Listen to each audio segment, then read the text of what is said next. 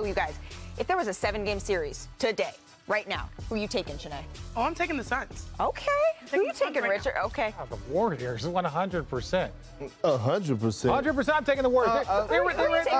I'm taking the team that represented the West last year in the finals, and that's the Phoenix Suns. I would not dare disrespect. They have bigs. They have bigs, and the Warriors don't. Well, good thing we're going to get into all of this. We're going to first take a look at last night's game, and we get a 2-game series this week. How fun was that? But let's see how it all shook out, Richard, when Steph Curry and the West-leading Warriors, at least at the time, were visiting Devin Booker and the red-hot Suns. Look, at the end of the day, Steph Curry, he just wasn't on his A game right here, and you got to give credit to the Phoenix Suns. We talked about Bridges and how important his defense was last night, and he showed out. Well, unfortunately, Devin Booker, take a look at this play. He drives, but look how he comes away. He comes up from this play limping just a little bit. That would be it for his night. He hurt his left hamstring on the play. You can see him grabbing it a little bit there. So he would leave the game, and he would not return. We'll have an update later. Yeah, but look, this was just too much Suns, too much depth. And even, look, you get DeAndre Ayton, who was the key last night. He was that dude. And I know Steph had an off night, but that's just going to happen sometimes when you're a great player like him. Absolutely. It happens. But then also this happened at the end of the second quarter. Look, DeAndre Ayton was the man. Pay this man his money. I don't know what you're doing, Phoenix Suns, but you're costing yourself a problem if you don't give this man his money. So can we just go ahead and call Chris Paul Captain Clutch at this point? Yeah, and look, they have 2 of the most clutch guys. One of them was out, and that just meant other guys got to step up. We've seen this so much in his career, making the right play at the right time. Huge 3, and look at Devin Booker out on that bench. It's good to see him, especially after he left early in the game. Chris Paul doing what he does. It's just clutch at this point in time. We know the numbers. Everyone has broken down the numbers from our guy Schwartz. When he gets going and he creates for other people, and you see, you got one guy out, another guy steps in. It was just a barrage at the end. And you know what? Booker tweeted, he said, "No loss November." That season where we only won 19 games, it was just a lesson learned, that we never want to get back to that ever again. And that's what we're showing. What's crazy about that is you guys lost 17 in a row that season. See how life goes? It's over. Suns win. What an NBA basketball game as the Suns have come away with a victory. It's a tribute to everybody, especially the coaching staff, the guys that have been here. They went through some 19-win seasons, and they stayed the course. We did what we did last year, but even coming in this year, it's the foundation that was set. And, you look at the team we just played tonight. They've been doing that now for a long time, and I think that's what most teams around the league are trying to build.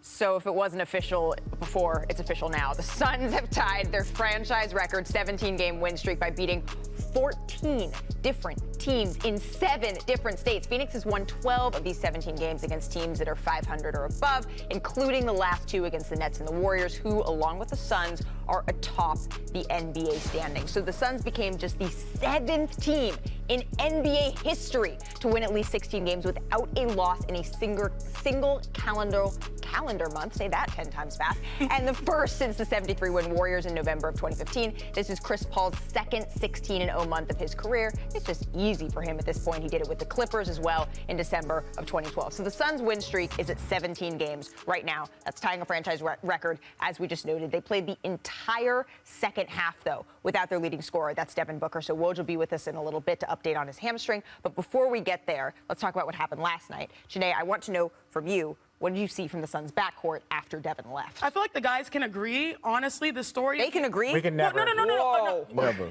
The story with you. With me, I think make an exception, okay? The story of the NBA season so far has been really defense, the resurgence of defense, and I think that has propelled the Phoenix Suns to this win streak. And if you look at the numbers, which our producers here do an excellent job of giving me my numbers as a nerd over here, Stanford over Arizona, Richard. Yeah. You look at the numbers on what their defense was able to do yesterday. It was super impressive. Mikal Bridges, he guarded Steph Curry 37 times yesterday and held him to 3 points. That's some miracle work. And look at all the percentage numbers. We all talk about this is the worst shooting performance of Steph, and a lot of it was just a bad night, and it sort of turns into an avalanche. You have to credit the defense here. That defense has been in the NBA, the best in the NBA. And so how do we sort of show you how this makes sense? Give me my tape producer, quite cool. Quite cool, baby. Let's break it all down. Mikal Bridges, super impressive, and this is what it looks like. Starting up, matching up against Steph Curry. Curry. Guys, the switches are going to be everywhere, and that's what plays to the Suns' advantage. He switches off, but he's ready to come back, guard him right there again. He stays on his back. He uses his length, contests the shot. That's tough. And Steph is so great at running around the court. Again, after half court, impressive. Multiple bodies around him. So this was not an easy night. It wasn't just a bad shooting night. They forced that situation. And I think that's why the Suns have won, even though, Devin Booker was out. That helps you. So speaking of that situation, that forced situation, before the fourth quarter, in his post-game press conference, in both of those interviews, we heard Monty Williams say, you know what, Steph is just missing shots. And we've been praising this Warriors team all season long, talking about them getting back to their kind of strength in numbers, right? Everyone getting involved.